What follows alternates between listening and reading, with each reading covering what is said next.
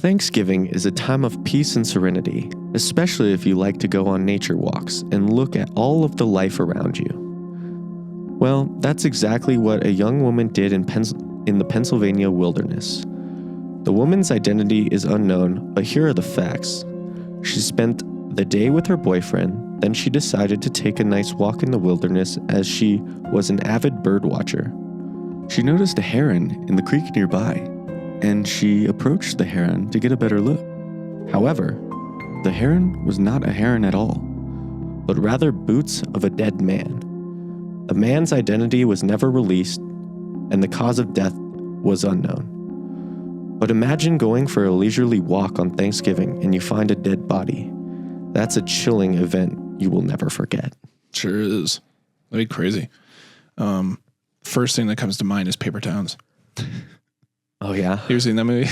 I have. Yeah. A long time ago. I actually haven't rewatched it in my recent years. Good. I enjoyed it. Yeah. But it starts with... I do love Nat Wolff, though. Fuck. Yeah.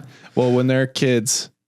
Cara Delevingne's character and Nat Wolff's character, when they're kids, they are biking and they find a dead body, and that's kind of what turns, what's her name? Margot? That's what turns Margot into like this crazy, like leaving clues and shit. And so it's like them finding the body, it was like a big deal to her more than it was to him. And so it was, I don't know, interesting thing. Yeah, finding a body. Hasn't happened to me, thankfully, but that's gotta be a weird thing. Oh, completely. Well, it's just like we might have seen somebody die on St. Patrick's Day. I think we might have. I think she was dead. I genuinely do. Scary, scary night. We walked out. So first of all, St. Patrick's Day in Denver, not a good idea. Not for us. Not for us. Yeah. Not for me. Not for me. No, but for real, we walked. Jesus. We walked out of this bar. There's puke everywhere, and it's it's disgusting. And then. Like, I get it, right? Like, there's drinking, but then there's also, like, absolutely disgusting drinking. And that was every bar that we were walking by. Dude, we'd have to, like, step over, throw up, and just, yeah. So, we walk out of this one bar, and there's a girl literally laying on the ground. People are scattered around. The paramedic is checking her pulse. Her eyes are looking up into the sky, like, not even. Very unresponsive. Yeah. Yeah, that was just a weird feeling. That was after that crazy. We were just like, let's go we were like, home. we're gonna go home. We're done. Yeah. We'll have a party next year. It's really, really weird. Like, I can't imagine just like walking, seeing something. You go, oh, look at this bird. Yeah. And then it's just a dead body. What do you're in shock. Yeah. And then like you're in the wilderness. You can't really call for anybody. Yeah, I know.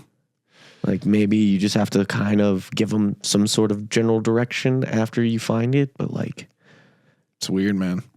Thanksgiving 2002. Joe and Eva Britt had a holiday gathering at their home in Tacoma, Washington. The party had around 25 people there, each one enjoying the good food and even better company.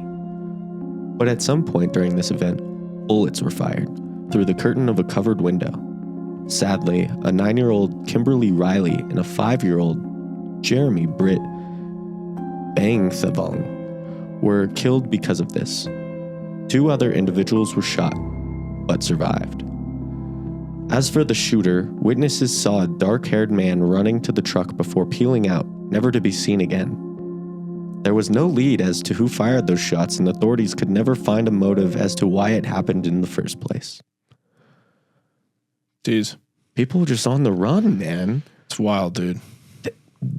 These unsolved things are just baffling. Well, it's also quite alarming because the amount of people who get away now, it's obviously a lot harder to do that. Yeah, that was back in the early 2000s. How many people do you think you've walked by on the street and they're these people?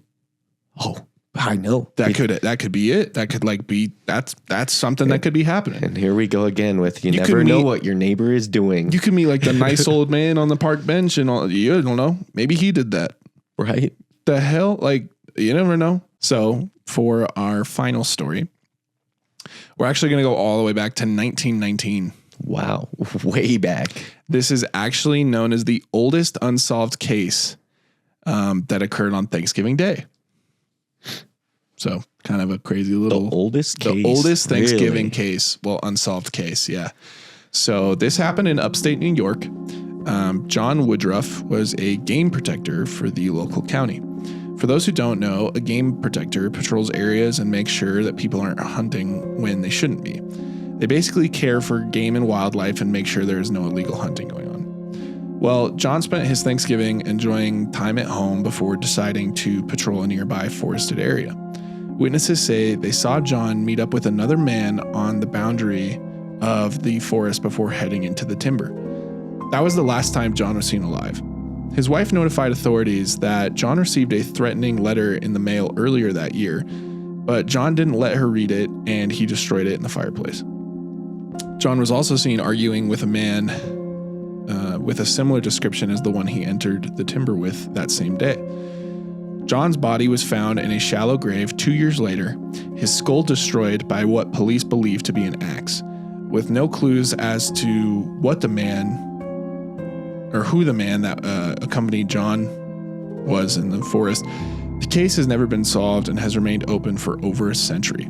Wow. This case interested me. The reason being because We walked through the timber? No. It seems that John might have had some other stuff going on. Okay. Mentally? No.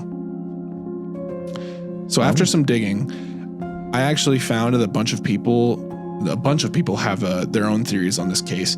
The most likely theory that a lot of people can agree on is that John was somehow involved with the mob. The mafia was big in New York at the time. Sure, he was upstate, but that doesn't mean they didn't have dirt on him or something like that. Maybe he carried out tasks for them. Who knows? So you think they put a hit on him and, the mob being the mob? Maybe he wanted out. Maybe he didn't pay in time. Maybe whatever. Bunch of reasons. Yeah. So that's the big theory. The other theory I found that made any kind of sense was that the man that John saw going into the woods with was a man that he was actually having an affair with. The theory states that John and this man were secret lovers, but due to the time like being 1919 and John having a wife of his own, John pulled back, causing the other man to lose his mind and end up killing John, making this a crime of passion. Either way, we'll likely never know what happened that day. Hey guys, hope you enjoyed that highlight. If you want to hear more of that full conversation in the rest of the episode, please click on the episode that is linked in this video and it will take you there. Be on the lookout for our new Thanksgiving special, drop in November 19th.